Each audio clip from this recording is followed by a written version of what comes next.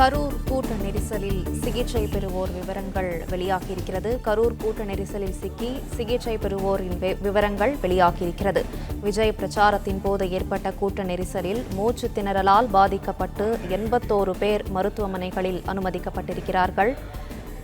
கூடுதல் விவரங்களை செய்தியாளர் மாணிக்கம் தொடர்ந்து வழங்க கேட்கலாம். மாணிக்கம், எத்தனை பேர் எந்தெந்த மருத்துவமனைகளில் அனுமதிக்கப்பட்டிருக்கிறார்கள்? என்ன விவரங்கள் சொல்லுங்கள்.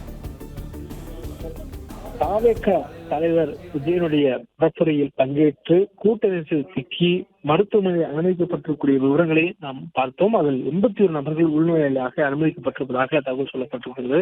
முன்னதாக 60க்கும் மேற்பட்டவர்கள் அனுமதிக்கப்பட்டிருப்பதாக தகவல் சொல்லப்பட்ட நிலையில 47 நபர்கள் கரூர் அரசு மருத்துவக் கல்லூரி மருத்துவமனையில் அனுமதிக்கப்பட்டிருப்பதாகவும் 34 நபர்கள் தனியார் மருத்துவமனையில் அனுமதிக்கப்பட்டிருப்பதாகவும் சொல்லப்பட்டிருக்கிறது.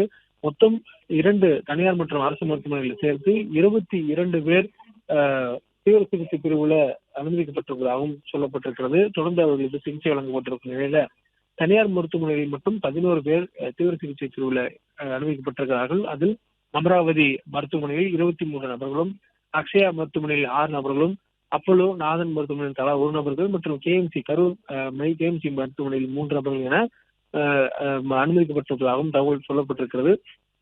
மேலும் இந்த கூட்ட நெரிசல் சிக்கி அனுமதிக்கப்பட்டவர்களில் 5 நபர்கள் டிஸ்சார்ஜ் செய்யப்பட்டிருப்பதாகவும் சொல்லப்பட்டிருக்கிறது.